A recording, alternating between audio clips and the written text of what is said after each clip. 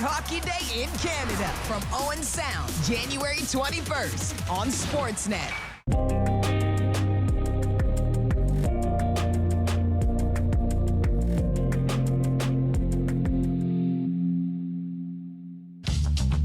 This program is brought to you by Ignite TV. Now you're in command. Visit Rogers.com for more details.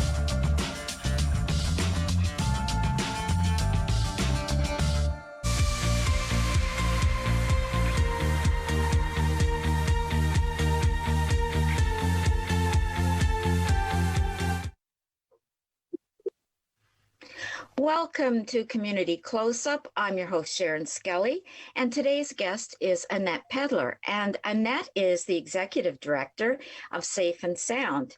Welcome, Annette. Thanks so much for having me, Sharen. I'm really looking forward to being here. It's great. Now, for the viewers and people that are watching this that don't know anything about Safe and Sound, which is probably not very many people, because we hear about Safe and Sound quite frequently, because we talk about homelessness and underhoused people quite frequently these days. Can you tell us, where is Safe and Sound? Yeah, good question. Well, we're just down on 8th Street and right downtown. We've got a great spot down here. So it's 310 8th Street is where we call home.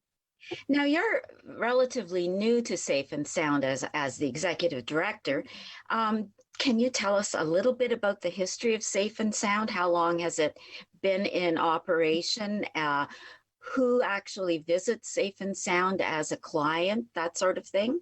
Yeah, definitely. So, I just started about just under a month ago. So I'm excited about my new role and in learning and getting to meet so many great community partners and participants to the space here. So it's been a really amazing first month. So Safe and Sound first started though back in 2007, and it started from a group of community members who noticed a gap in service that there was folks living in poverty whose needs were not being met. And so they decided to start Safe and Sound, and we're very happy they did. So it was incorporated then in July of 2007 into a charitable organization. And for the first many years, it was primarily run by volunteers and members. And it's slowly grown over the last, decade and a half to have more staff and kind of expand its services as well. So Safe and Sound services actively homeless folks, but then also lots of folks who are either underhoused, meaning that, maybe they're living in a place that's crowded, or, it's not really appropriate long-term housing. And then we also serve folks who maybe are living in unsafe situations, or they are lonely, also is a real thing. So sometimes we have folks who come in who are housed, but they're just looking for that kind of community connection. So they find it here. And also we have individuals too who just come to access specific services. So for example, we have, we offer a wide range of things, but pretty much we're a harm reduction centered agency that's goal is to provide folks with the necessities needed to retain basic dignity that's not often afforded to folks who are living in poverty. So we have a space that's open in the front, and that's kind of like a storefront that most people would see when they drive by. And in there, it's a drop-in space between 9 and 3 during the day, and then again at 5 p.m. till 10 p.m. at night. And anyone can come. It's free to come in, and there's computers for folks to use. There's usually some snacks. There's washrooms as well as shower facilities, which obviously if you're living rough or living outside, that can be a challenge. Even we have folks who may be housed, but maybe they don't have all of their utilities, let's say. So they may have a place, but have had to choose between their water bill and food that month. And so they don't have a shower. So they can just come in to access the shower facilities as well. And typically we have a laundry facility as well in the back that folks are able to access. Unfortunately, right now, due to some building issues, we've had to close the space that the laundry is in, but we're hoping to get that up and running again here soon. So you mentioned the hours, but is it open every day? Yeah, so it's also open on the weekends. So the weekends, it's a 12 till 10 that it's usually open, and or sorry, 10 till 10 that it's open. And so yeah, so it's open 7 days a week currently. And that's specifically because of Grey County support around it being the winter. So unfortunately, we're unclear at this point if we'll be able to retain those hours throughout the summer months, but there's just a particular priority for it being cold, obviously, and needing to have a space for folks to get to, not just during business hours, Monday to Friday. Is there food there? Yeah, so we have O'Share is such a great resource in the community that they provide full lunches and dinners for folks. So we don't at this point have a full meal program, but we get so much food donated that every day there's something to eat, you know, and it's not necessarily like a set meal, but there's always food to be found anyway. So if someone came in at 7 o'clock or in the evening, yeah, hungry, there'd be something to grab to eat. Yeah, totally. And last week when I was here, you know, some of the staff, there was muffin mix that was donated. So they'd made muffins for the folks that were there, and also lots of soups and that kind of thing. So yeah, there's options for people to, you know, grab and take with them, or also I think some folks bring their food from O'Share also, because we're just down the road about a block. So it's a great partnership to be so close to such a great program. And so for viewers that don't know what O'Share is, can you explain that to them? Yeah. So it's a meal program. So it's available. It's again free for folks to access. And it is every day. It is every day, I think, for lunch and for dinner. And you can go down there and get a meal, and you can get it to go and bring it and eat it, you know, wherever is most comfortable for you. Okay. Now you mentioned that your agency or your center closes at what time? You said 10 o'clock, I think. Yeah. What do people do after 10 o'clock? Yeah, it's tough. So it depends on the person. You know, some folks who are living in underhouse situations, they may be returning to, you know, a couch or a crowded kind of situation somewhere. So they'll be accessing our services to kind of take the strain off of spending all day, every day in someone else's space. So some folks are leaving to a home. Unfortunately, though, a lot of folks are not, and they're going and they're sleeping outside. So part of being a harm reduction based agency is that we try to help folks. Like some people will choose to sleep outside at night, and that's totally their own prerogative and decision. And I think also if understanding homelessness also through an Indigenous homelessness perspective, that relationship to land and being on the land can be really important. So certainly if people are choosing to sleep outside, then we just want to help support them doing that in the safest way possible for them. But we also try and help folks who could get connected with the Grey County's motel program. So I think that in November of 2022, there was 127 households on the by names list in Grey County. So the by names list is a list that's basically a centralized list that every community or area has that is trying to count and keep track of how many folks are currently homeless.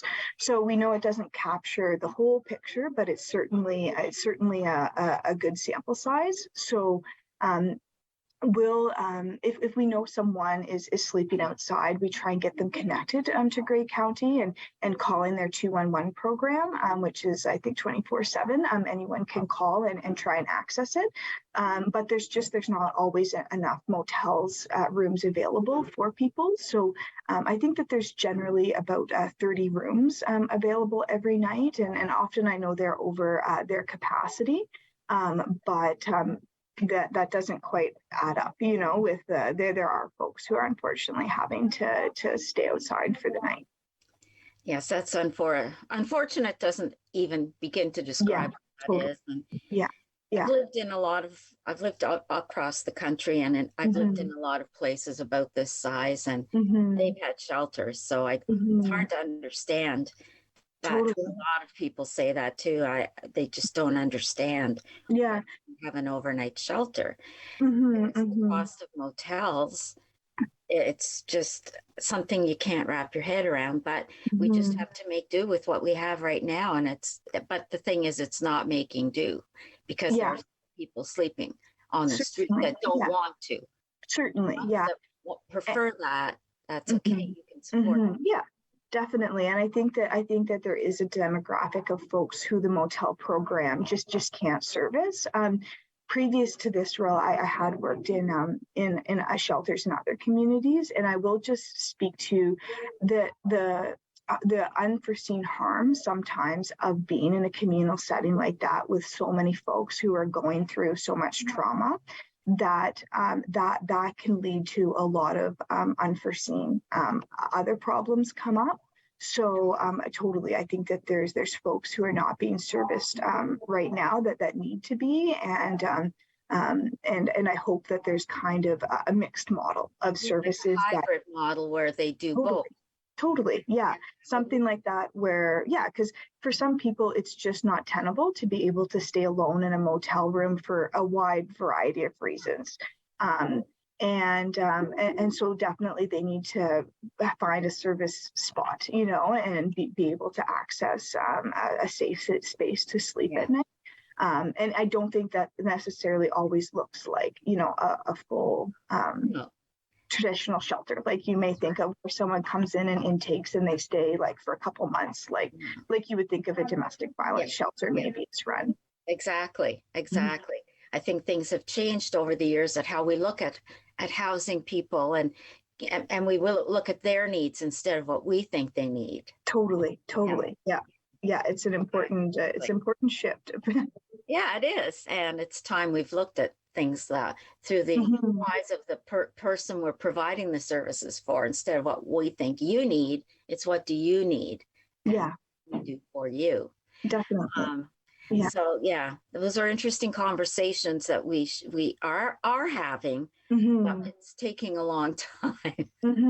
Definitely. And, we just had that. We were just talking before the show. We had a big storm, although you'd never know that if you look out the window. But that's coming again. Yeah. We know those things are happening, and when they happen, we always go, "Oh my goodness, people are going to get cold." Well, we know that. Definitely, yeah. It's something new. Yeah, totally. It's the most foreseeable crisis, that it's going to get cold, and folks need a space to be at night. So. And I think too, it also will reduce some of the pressure on the community members too, who maybe, folks are having to make the difficult choice to protect themselves to sleep in someone's stairwell, let's say, for the night. Right. And they don't necessarily want to be infringing on that person's personal space and privacy and all those things. But, when you're needing to make desperate choices, then that's where you're at. So. Yes, and family and friends then won't worry about their loved ones. They'll know they're safe, that sort of thing. Yeah. Since I'll just say, since 2020, I think that the number of chronically homeless folks in Grey County has actually quadrupled to over 100 people. So, chronically homeless people are people who are considered to be homeless for over 6 months.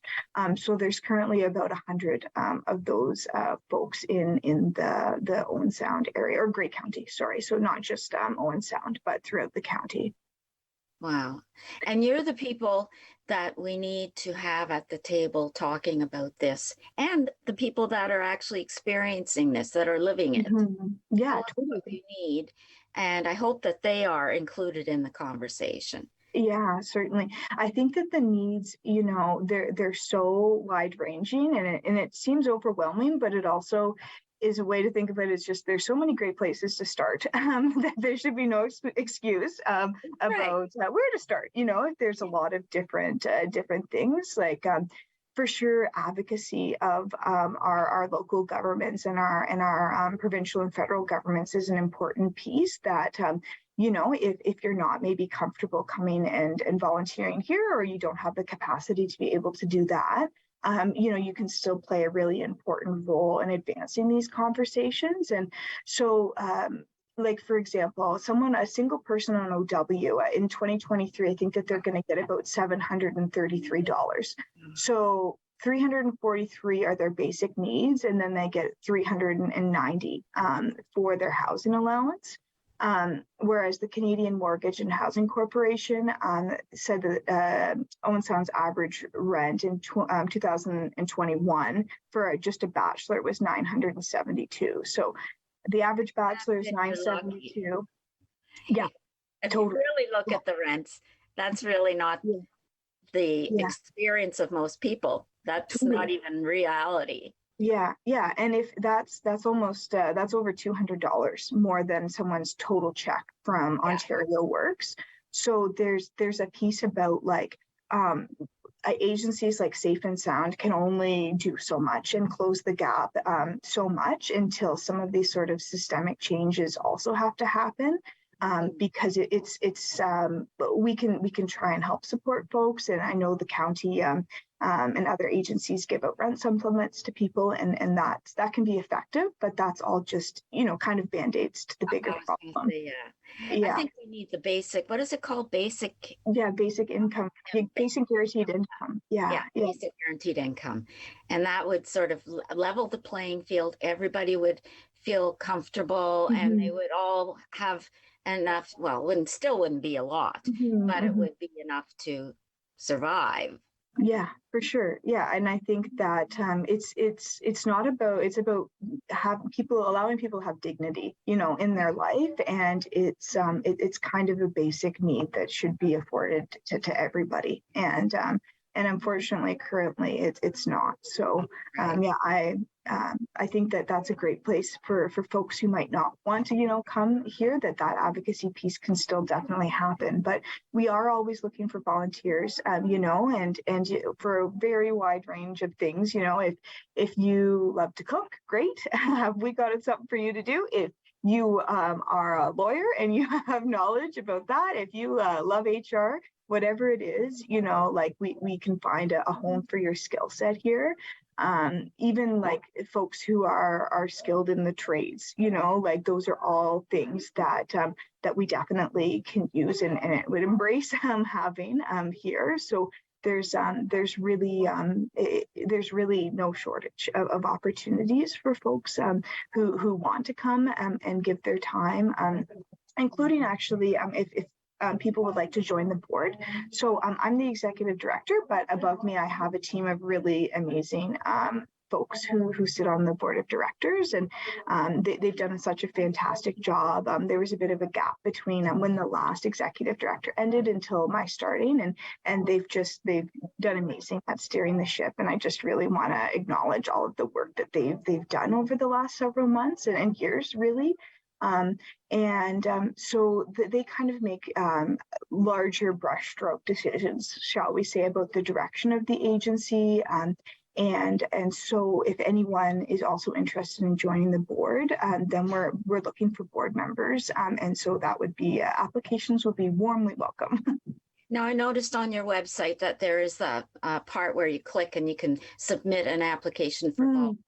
And that would be the same for board member. Yeah, and so the board process is there's an application also to join the board, and if you just contact the agency through any of the ways listed on our website, then you'll find the right person to get you one of those packages for the board and be able to apply, and that would be great. Now, do you need any donations right now? I know sometimes you do, sometimes you don't. Yeah, so it's a bit tricky because unfortunately our back room is currently closed. We're unable to accept as many clothing donations as we may traditionally be able to. We were so encouraged, so many people from the community and different organizations and groups rallied together for the coat drive that we had in the fall. And so we're in really, really great shape about coats. So that's great. But we're always looking for hygiene products, and also you can just take a look at our Facebook and see, like we'll make call outs there and ask, if you have a tent or, that kind of thing, can you please donate it? So that's a good place for folks to check in there. How are you funded? Yeah, so I think about 30% of our funding comes from donations from lovely viewers like yours, and also like larger agencies as well that give us donations. And then we've got about 70% of our money from grants. So Grey County, United Way are our two main grant funders. And so they've funded a lot of programs and initiatives with us that has really made a difference. I don't think I yet brought up that we do have a transitional housing program as well. Right. So above our storefront, there's 4 units.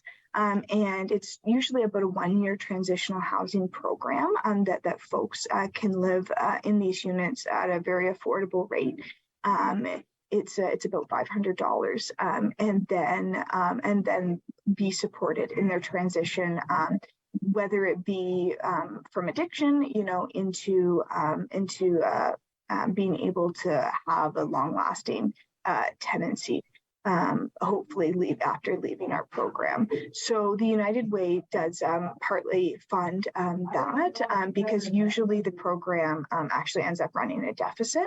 So it's not exactly a money-making venture, but it's a really important space because I think that one piece that can be missing in the conversation about getting folks housed is that, if we bought, if a new building went up tomorrow with units that fit every homeless person in the city, that's not necessarily sustainable, for everyone. And some skills have to be taught and built, and so in a supportive environment.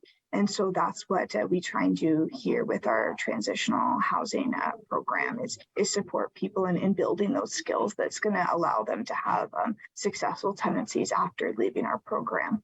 Right.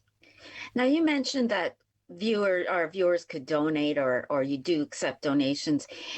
How would someone donate money if they wanted to? Yeah, usually people just come actually to the door, and it's quite nice because we get to put a face and a name, a face to the name and the money. So typically, honestly, that's how most of our donations come in, is people just coming in. And we have some people who come in every month, the same day of the month with their check. Also people are welcome to mail them, but usually people come in because it's good to be able to also see where your money is being spent, and so it's good to see. Only about 50% of our expenses are related to salaries. And the rest are all, the cost of running the building itself. So we're happy to have folks come and come and see for themselves the program. Can you e-transfer money? I'm sure we would figure it out if that was the only way. we would definitely make it in. Not for the weather today, but if you could. Yeah, definitely. Now, you must do fundraisers. Yeah, that's great. Yeah, we have a fundraiser actually coming up in February. So it's our biggest fundraiser of the year. It's called Coldest Night of the Year, and it's a national initiative, and we're the host of it in this area. So basically, you can sign up a team and raise some money and go for a walk with your friends and the fellow community members and raise awareness and money for the homeless folks here. So yeah, again, that's February 25th. And you can sign up a team by going on to, it's cnoy.org, coldest night of year. .org, and then if you look up Owen Sound, you'll be able to see our specific page, and you register your team there. And also, if you're not interested in participating in coldest night of the year yourself, but you'd like to donate money, you can also do it through that program. There's like a generic team that that you can just donate to that team if you don't know anyone specifically who's doing it, or you don't have the ability to attend yourself. So that's your biggest fundraiser, you said? Yeah, it's an exciting night, and yeah, we're really looking forward to it. So yeah, I think it's at next, the 25th. So it's a Saturday night. So you do the walk, and then do you do anything else? Yeah, there might be some, we're still trying to get all the details sorted, but I think that we're going to have some refreshments for folks, and I'm sure that there'll be some speaking portion of the event also, and maybe some music. Oh, that sounds fun. Yeah. Hopefully it isn't the coldest night of the year. Totally. Yeah. Well, I guess if it had to be any, at least we'd be there together. Yeah. Excuse me. So, do you have any other fundraisers that you do? Well, the coat drive was definitely a big one that we did, and we have other fundraisers upcoming, I think, in the summer and the spring. But we're just holding off on announcing the details of those right now. But yeah, definitely, if you keep an eye on our Facebook or our Instagram or whatever social media, Twitter you like, then you'll be able to see more details about our upcoming fundraising. And those are at Safe and Sound, and that's SAFEN. SOUND, safe. Perfect. And, yeah. Safe and sound. Safe yeah. and sound. Yeah. So really, you could use volunteers, and volunteers could be anything from someone who can cook because you have a kitchen. Yep. They could be on board. They could do a handyman, anything. Totally. Yeah. People volunteering, and you could use donations, cash donations. Those are always handy to have. And as you say, people drop them off at the door. They could mail them in, and all that information's on your website. Yeah, it's free to find there, and you can also call and ask for me, or if someone whose answers isn't able to field your question, you can always just call, and I'd be happy to help anyone get set up with any of those things. And if anybody needs your help, what would they do?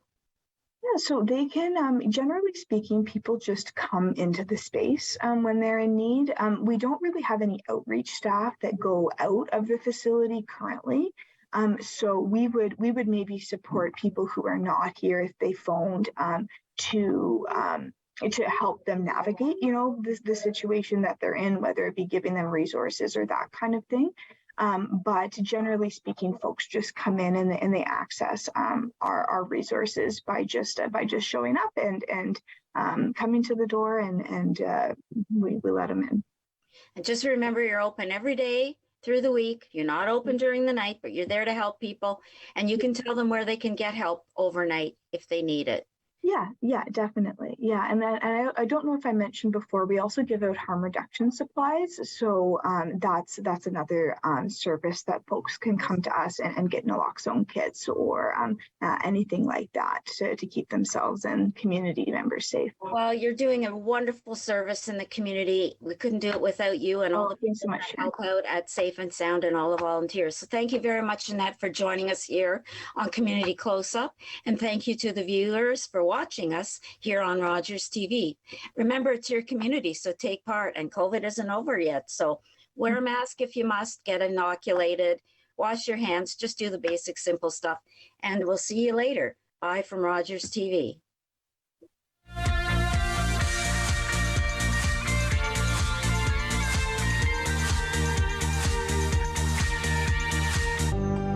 Call the Rogers TV viewer response line, email us, or connect with us on social media.